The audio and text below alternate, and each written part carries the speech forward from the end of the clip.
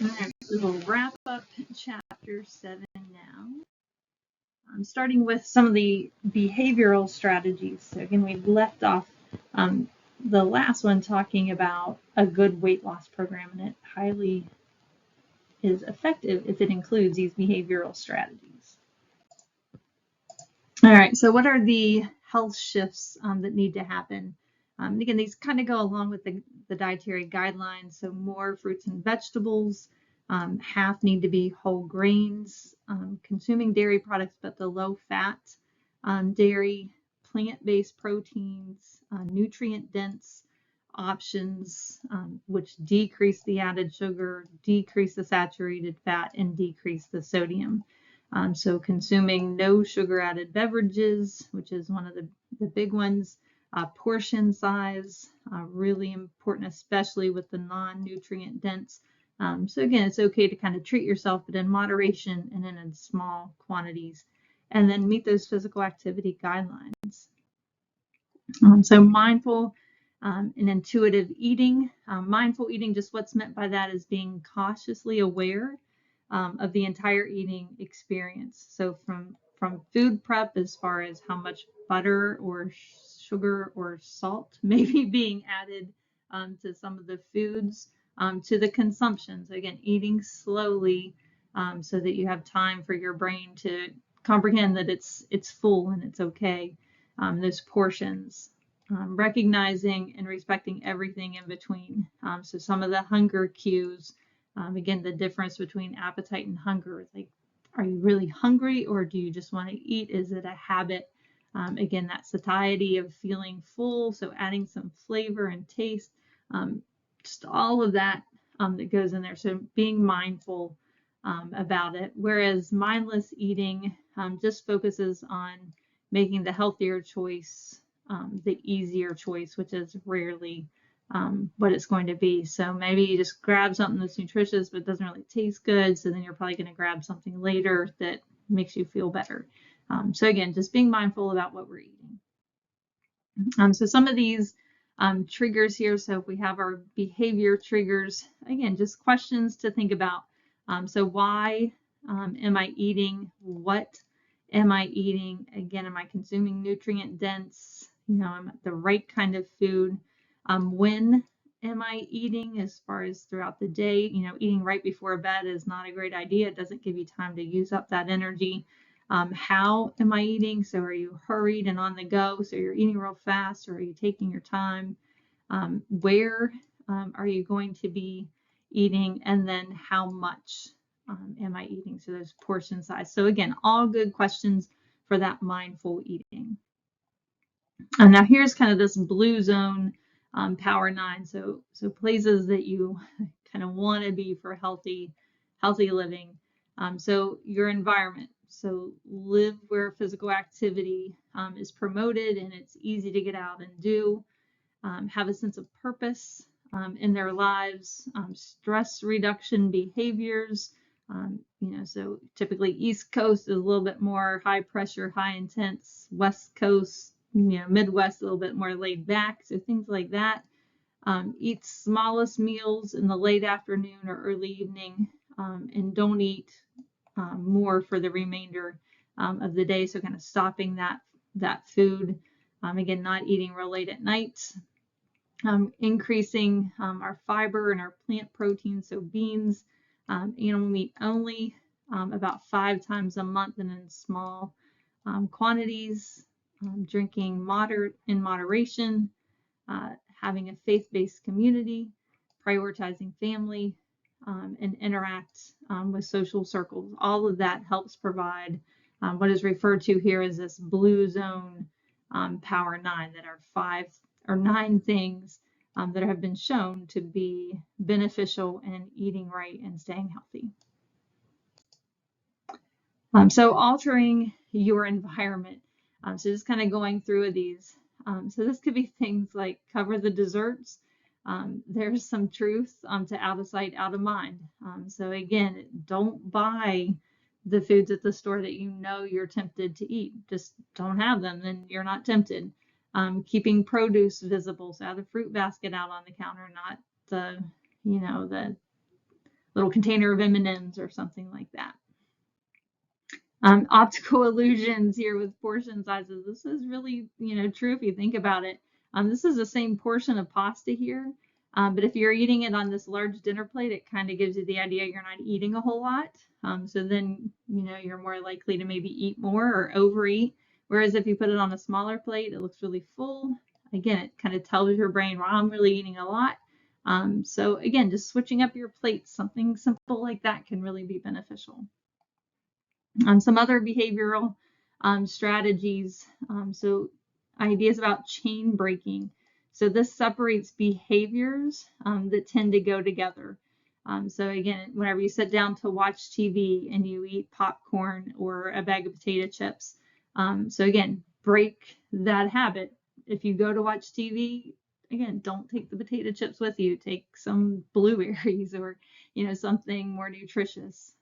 Stimulus control puts us in charge of those temptations. So again, putting the foods away that we're more tempted to eat. Again, out of sight, out of mind. Contingency management. So prepares for those situations that trigger overeating. So if you know you're going to a party or that you're not going to be able to do some physical activity because it's raining, what are some alternatives to that? So if you're going to the party thinking ahead, what can I do to not overeat? Or, if it's something you're taking food to, take something that's more nutrient dense. Cognitive restructuring. So cognitive is talking about the brain. So changing your frame of mind. So if you've had a hard day, find a positive outlet. So take a walk, catch up with a good friend. Don't sit down and stress eat. So find some other ways of dealing with the stress in your life or with things that trigger overeating. As well as self-monitoring. So that can reveal some problem behaviors. Maybe you don't even know you have some of these. So, being conscious about what you're doing. Again, that mindful eating, but also your triggers. So writing down, so recording, daily dietary logs and physical activity, looking for patterns you may not even be aware of. So some of these behavioral tactics that are beneficial for weight loss. So whenever you're shopping, never go shopping when you're hungry. So always go whenever you're nice and full. Take a shopping list with you or use an app so you're not just kind of impulse buying. Again, limit those problem foods that you're tempted to eat. Just try not to buy them. Buy the fresh foods that are around the outside rather than the highly processed, ready to go stuff. As far as meal planning, so plan the meals in advance. Again, keep healthy stuff washed up, ready to go. So if you are running late or you need to grab something real quick, there's something healthy there instead of something processed and probably not as good for you. Substitute some periods of physical activity for snacking. So if, again, you're kind of in a break and this is where you would sit down and kind of relax, again, take a walk instead. Eat at kind of a scheduled time and don't skip meals. Your body gets then used to it. It can kind of get into a pattern, whereas if you skip a few meals, typically then you're over hungry and that's when you overindulge. Also drinking plenty of water. We should drink at least half of our body weight in ounces of water every day. That just really helps maintain our water balance so we don't get kind of bloated and all of that, which just adds extra weight to us. And as far as activities, again, that out of sight, out of mind. So prevent that impulsive eating by kind of hiding them, at least making them a little hard to get to. Having designated dining areas. So again, watching TV, if you're tempted to overeat while you're watching TV because you're not being mindful, don't eat while you're watching TV. Just keep those snacks away. And then again, keeping the serving dishes off the table. So just, fill up your plate, sit down, and then you're less likely to keep adding onto your plate. Thinking about holidays and parties. So again, drinking less. So again, everything in moderation, but again, alternating the water with the alcohol is one way to decrease that. Again, eating low calorie, high fiber snacks before the party. That way you're not real hungry. whenever you get there, again, think about your eating behavior that, kind of set those goals. Practice being polite about declining food. Some people, especially, grandmas in particularly, love to feed their kids for some reason, their grandkids. They kind of get insulted when you don't. So think of ways, kind of prepare yourself for how to deal with that. And don't get discouraged by the occasional setback. Just restart and keep going. As far as eating behaviors, putting the fork down actually in between bites. Again, that helps slow us down instead of just kind of shoveling it in there, chewing nice and thoroughly before you take the next bite. Leave some food on the plate. Just because it's on your plate doesn't mean you have to eat it. And especially parents are like, why aren't you eating all your food? If you are full, you're full. It is better to throw your food away and waste it than to eat it and have it added to your body. So it is okay to not eat everything on your plate. Take some pauses in the middle of your meal and just kind of give yourself, have a conversation, just kind of relax, and just give yourself, especially that nervous system, time to determine if it's full. And then try not to be distracted while you're eating. So those pauses, those shouldn't be distractions. So again, because then you're just not being mindful. You're just, again, kind of eating without thinking about how much you've eaten and all of that. A few more here. Some of the rewards is a good thing to add in. So specific awards for positive behavior gives you something to look forward to, like a small treat. Solicit help from family and friends. Help them, that community. Think about healthy cooking together and using self-monitoring records to keep track of everything. There are so many different apps that are available now that can help with that. Again, that self-monitoring, again, just noting the times and even the place that you're eating, just not what you're eating, but what time and where, the types and amount of food, and then also who's present and how you're feeling, again, so that you can recognize some of these patterns that may be happening that you are unaware of. Then using that dietary intake diary. So again, just writing down or using an app to help with all of that, to keep track of your progress and to keep track of your habits. All right, so that cognitive restructuring, again, reprogramming the brain to think differently. So avoid setting unreasonable goals. So I'm going to lose, 50 pounds in 2 weeks. That's not, even 50 pounds in a month is not, be realistic about your goals. And again, you may not need to lose 50 pounds. So again, thinking about those and being mindful. Focus on small, manageable goals so you don't get discouraged about them. So think about the long-term process, and not maybe an occasional setback. So maybe you did overeat one day, okay, do better the next day and keep going. Avoid imperatives like never and always, like I'm never going to lose weight, I'm always hungry, things like that.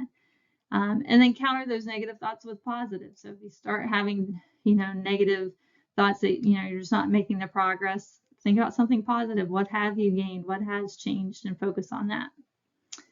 Portion control. This is so important. So making healthy substitutions. So again, small fries instead of a large fry if you're going to eat them. So again, put nuts and seeds for that crunch on your salad instead of the croutons. So again, good substitutions. Think small. Again, order the entree and share it with somebody else, because most restaurants give huge portions you're never going, or you shouldn't eat. So share it with somebody so you're not as likely to overeat. Also use a take-home box, or just as soon as they even bring out your plate, just go ahead and pack half of it away and take it home with you. That way you're not tempted to overeat. So just some of the national strategies here kind of all put together. So 78% of those who have had successful weight loss, so the successful weight losers that maintain it, 78% of them eat breakfast every day. I'm really guilty for this, of skipping breakfast either in a hurry or not really hungry that much in the morning. So skipping breakfast is something I tend to do. 75% weigh themselves at least once a week to keep track. 62 watch less than 10 hours of TV, indicating, again, a more active style. And 90% of them average about an hour a day of some type of physical activity or exercise. All right, now what about relapse prevention? So preventing that relapse is probably the hardest part. So again, don't overreact. Take charge immediately. Recognize the problem. Don't dwell on it. Figure out a new plan. So modify that internal language. I ate that cookie, but I did well to stop after only one. Again, focus on the good. And don't allow that lapse to collapse all of the efforts. Again, it's one setback. You've made progress, put it behind you and keep going. So kind of the 3 M's to maintenance and keeping the weight loss. So motivation, again, back to that behavioral, staying moving, physical activity, and monitoring, keeping track of those habits. All right, some weight bias that we'll talk about now. So understand what weight bias is. So this refers to the negative stereotypes, judgments, discrimination that are associated with individuals who are overweight and obese. So it is definitely there are biases about pretty much everything. Weight is definitely one of them. So understanding that it exists and what it is, understand the impact of that bias. So weight bias definitely directly and indirectly results in inappropriate and inadequate treatment of people in our society. So first of all, recognize it exists and then check yourself. Understand it does have negative impacts on others. Understanding how you can help. So using and promoting people first language. So reframe the conversation to avoid that. So, not even talking about somebody's weight, not pointing out somebody who's overweight. So again, using language how you would want to be talked to. So the golden rule, do unto others as you would have them do unto you. That should be true of everything, but especially weight. So that people first language. So no, you're not going to say the obese man, but instead you can say the man affected by obesity. Again, recognizing it as a condition. Again, we use the same kind of thing with addiction. So it's not the addict, it's the person suffering from an addiction. Again, just put the person first and then the behavior after that. All right, so then some professional help in ways to allow for weight loss. Your primary care provider, so the doctor, nurse practitioner, they can assist by helping set up a weight loss program. They can assess the overall health and the current weight status, more than just hopping on the scale and even doing your BMI. So also examines health parameters in addition to that are related to weight. So blood pressure, looking at blood lipids, glucose, perhaps there's an issue there with diabetes. And then they may recommend a registered dietitian nutritionist. There are also a lot of self-help groups like Weight Watchers. Again, Noom is a new one that's kind of starting more kind of virtually. So they offer that social support as well as education. Some other programs, though, again, encouraging that social aspect, but some are a little less desirable. So they may require some expensive food purchases. Again, is that realistic? Can you afford that forever? So again, that's more of a quick fix kind of thing, and it's also just probably not a long-term solution. They don't encourage healthy food prep, and the leaders often are not qualified or credentialed dietitians. Again, they're more marketing and trying to find ways to promote their products. So there are also some medications for weight loss. So this would be for those who are obese, so they need to have that BMI of more than 30 or more than 27, but they also have some other it's referred to as comorbid condition like diabetes and a high BMI, something like that.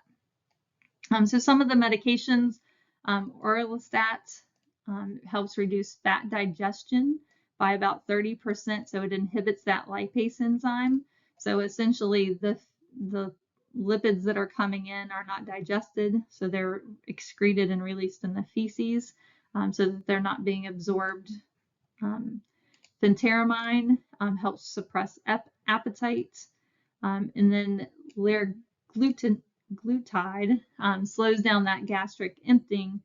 And then, so again, it just keeps things kind of moving a little bit slower, but it helps enhance that satiety so that you feel more satisfied because the digestion process is slowing down.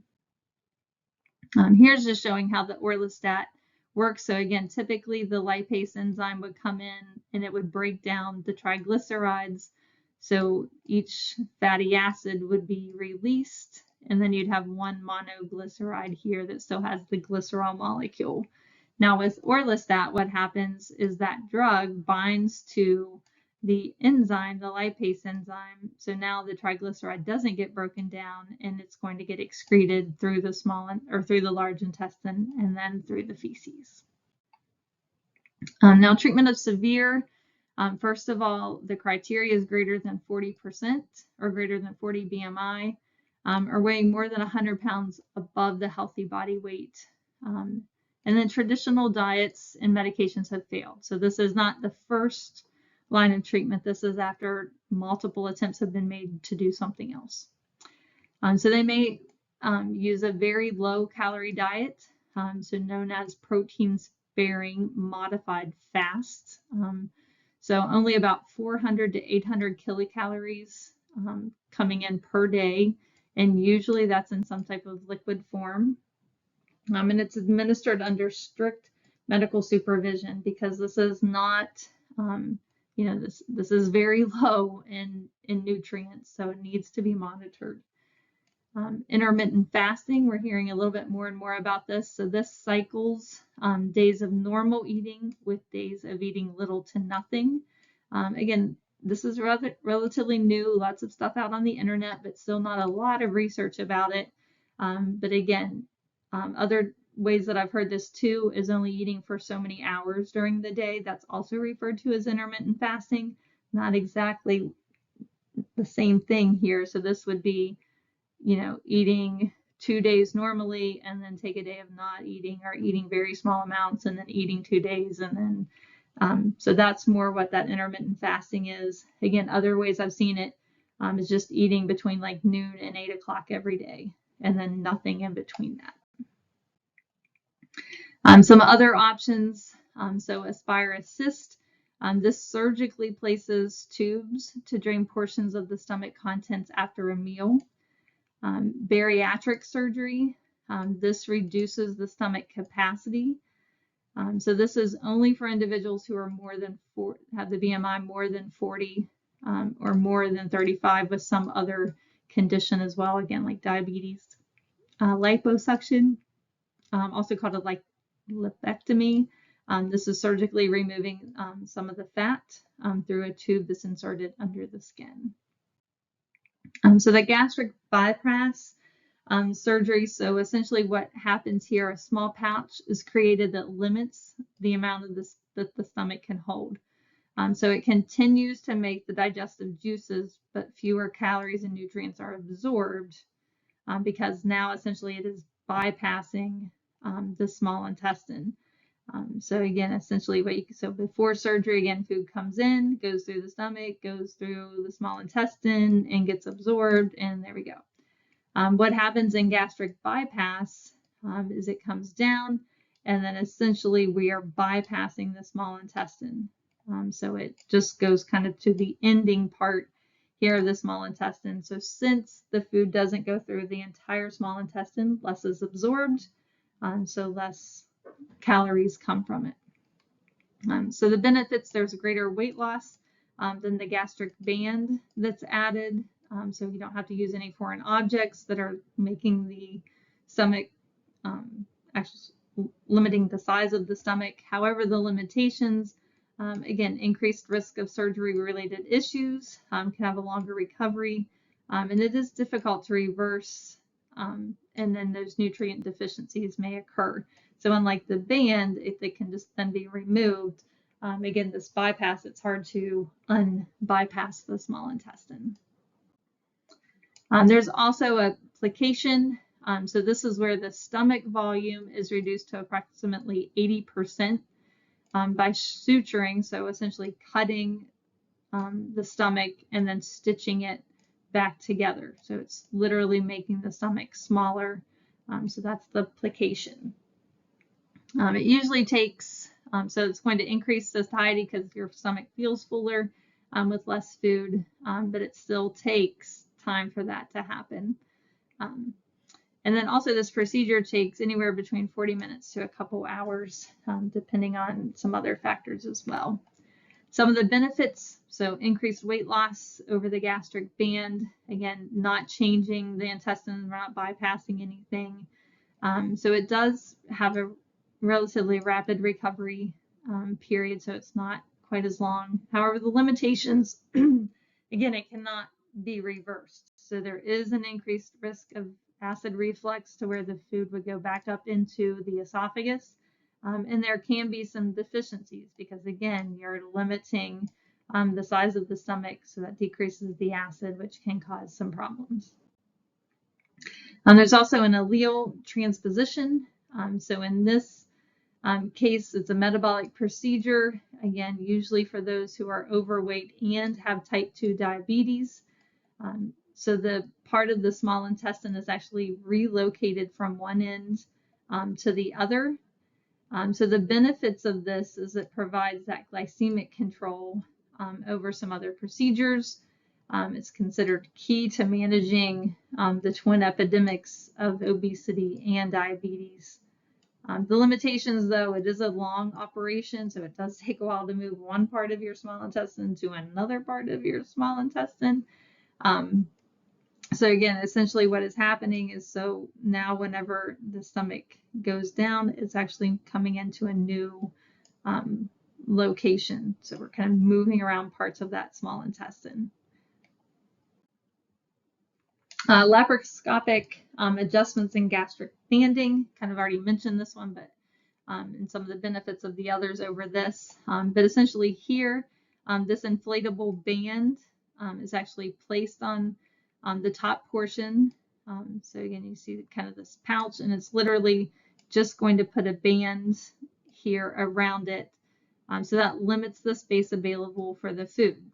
So kind of like suturing it, but this is putting a band around it. So this is often recommended for those who have tried other things with no long-term success.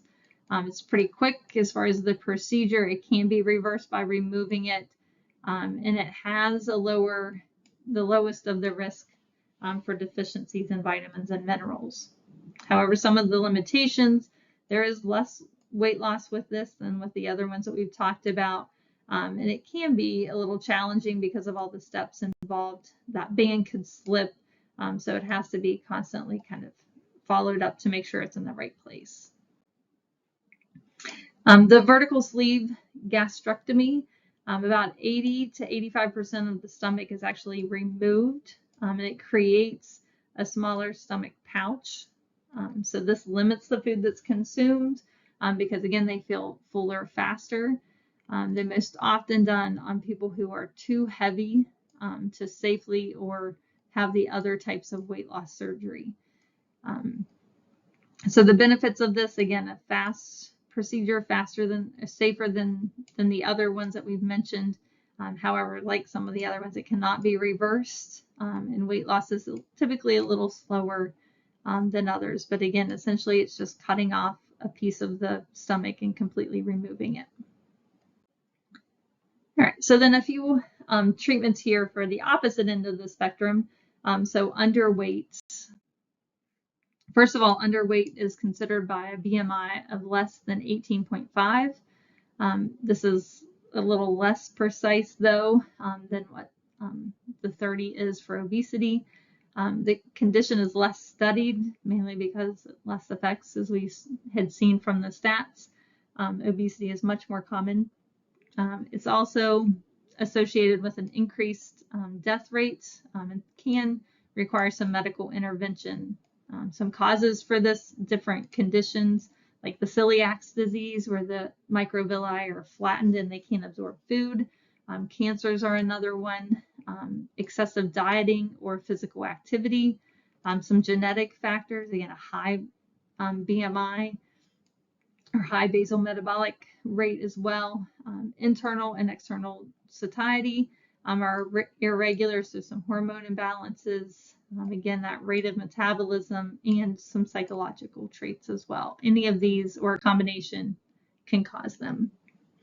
All right, so treating it, so increasing food, so of course the opposite of obesity. So increasing the calorie-dense foods, encourage frequent and regular meals and adding in snacks, increase the portion size, avoid excessive activity, and then add in some strength training.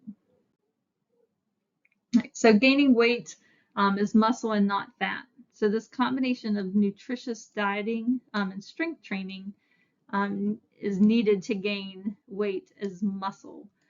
So again, that strength training helps put on muscle, not fat. So seek individualized counseling to help with that.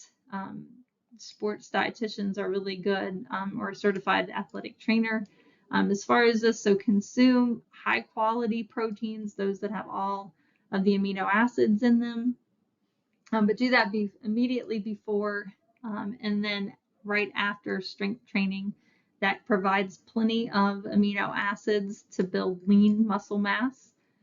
Some carbs along with proteins to increase the protein absorption. It puts back in those glycogen stores and provides fuel. And then a balanced dietary pattern that has a lot of proteins and a lot of carbs. Again, plenty of fruits and vegetables as well as whole grains. Now, providing energy. So what are some of the common characteristics of a fad diet? Why do popular diets fail? And then what's the primary mechanism of these? So how to recognize an unreliable diet. So rapid weight loss. Weight loss is not going to be rapid. It takes time. Limits or restricts different foods. So again, low protein or high protein, low carb, high carb. So again, it is not getting in all the food groups. Uses personal testimonies that are typically paid for. Billed as cure-alls for everyone. Again, we're all individual and different, so we cannot all have the same weight loss program. Recommends expensive and supplemental meals or supplements to be added. No permanent eating change is being promoted. Critical and skeptical of the scientific community, trying to cast doubt on the science that's being done for good dieting. It claims that there's no need to exercise or have physical activity. We just need to have their drink or their food. So some of the popular approaches, again, high protein, low carb, carb focused, low fat approaches, lots of novelty out there, some meal replacements like Slim Fast or some of those. So those are some different approaches that are out there. So the best overall diet plan, is actually the Mediterranean. Again, if you remember, that's the high protein, also adding in a lot of seafood there. So it's not restricting any of the food groups. It's just making better choices about the foods. What's referred to as the DASH diet and the flexitarian diet. So if you want more information, you can find that at the U.S. News and World Report.